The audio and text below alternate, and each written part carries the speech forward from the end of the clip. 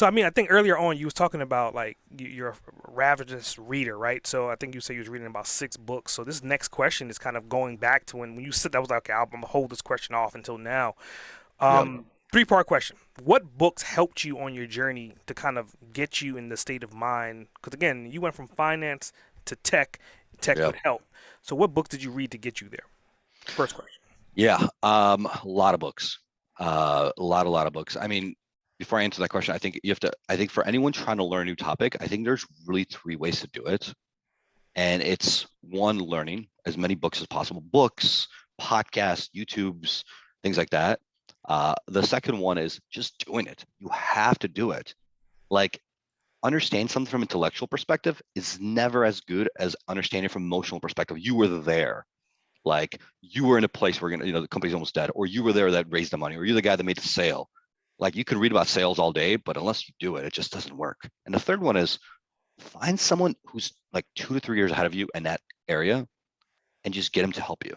When I help you, like you realize these people also have lives, and so they're not always going to be like, sure, let me help you for free forever, but more so like a mentorship, right? And you have to be very cognizant, aware of their time, and be respectful of their time, right? So don't just take up 10 hours a week, but like once every 2 weeks for 30 minutes, right? Um, and the reason I say 2 to 3 years is because if you go like 5, 10 years, someone's successful, they're too far ahead, and marketing changes, the world changes, things they did before don't always work out anymore now because things have changed so quickly. So only 2 to 3 years would I recommend. And also get like 3 or 4 of those people at the exact same time, because sometimes someone got really, really lucky and they will say that is the way the world works, and they're so confident about it. Mhm. But in reality, they just got lucky. And so when you have a concept, 4 people and three say one thing and one says another, you're like, oh, maybe this guy's a lucky guy outlier. It's still good to hear his perspective, but at least it gives you ideas what to do. And oftentimes with these people, what's actually really good is not understanding what worked for them, but actually what didn't work for them. Mhm. Because some mistakes that you make are the one that cost you so much time. So if you can ignore those, that's super helpful. But back to the books. Yeah. Sorry. I think there's a couple good ones. I think The Lean Startup Hmm. is a really good one. It just makes you think very differently from corporate world to startups. In corporate world, as you know, like there's processes that already exist, and so a lot of times what you're doing is that the process might be 99% done, and you're trying to get to 99.9% because that 0.9% might be $1 billion savings because the corporation is huge, right? In a startup, there's nothing that exists. You building the worst thing you've ever seen in your life is already like 0 to 50%. And so build the first version. Don't be ashamed, just build it. It's so important. And it's such a hard mindset shift. My co-founder taught me this where when we first started using our website, and we'd get like, let's say 100 visitors a month on our website.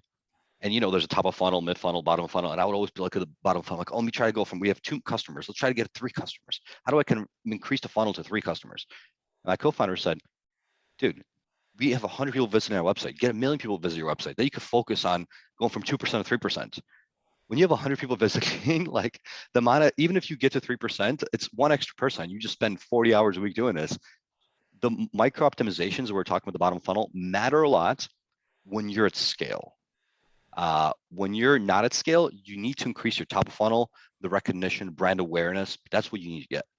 And so my co-founder told me this as well. The book talks about this. Just get going, launch it, get it just okay. Like if you're not embarrassed by what you've built, what you're selling, a first version, you're not starting early enough, Hmm. right? That's the problem. And I mean, I'll give you a funny story. Anecdote is when we launched our app, we actually had to wait for iOS 13 to come out because that's the software was not allowed to use NFC, which is near field communication, Mhm. to with the device. So we released the day was possible. However, we didn't know everything was going to be in the new version of Apple, and they had a thing called night mode. So we released the day off. First of all, we had to call people and help them download the new version of iOS on their phone. And second of all, once we got it, we didn't realize dark mode was going to make our app black from 10 p.m. till 8 in the morning. So people are paying a subscription a lot of money, $200 a month, and their app only works half the day basically, right? And when they sleep, they don't just complete black screen. We're like, all right, that's embarrassing. But these are things you have to always think about, like just launch faster. Um, and so also like there's a book called, I believe it's called, I'm trying to remember the name of it. It's by A16Z founder. Um, It's like Crazy Things About Crazy Things or something like that. Or I'm trying to remember the top. I'm sorry, I'm spacing out the name of the book, but it basically talks about the founder journey. And I think that we're always afraid that, we're going to fail, and we have these fears in our minds of what's going to happen, and we think we're the only ones going through it, because entrepreneurship is very lonely. It's a very lonely road. And reading other successful people just go through the craziness and talk about how they almost failed like 7 times makes you really appreciate it and realize, okay, it's not just me. It just reminds you, like, it's not just you. Um, and Hard Things About Hard Things. That's the book. There you go. By Dreesen Got it. Horowitz. So there you go. Okay. And it just reminds you, like, hey, everyone went through this. Usually people usually say, like, your company, most successful people have their company die 5 to 7, almost die 5 to 7 times before this succeeds. Right. So it's, uh, I mean, if you're in this place where your company has never been that place, you're lucky, right? But if it happens once, twice, it's okay. Just keep going. But I think those books just really help you psychologically.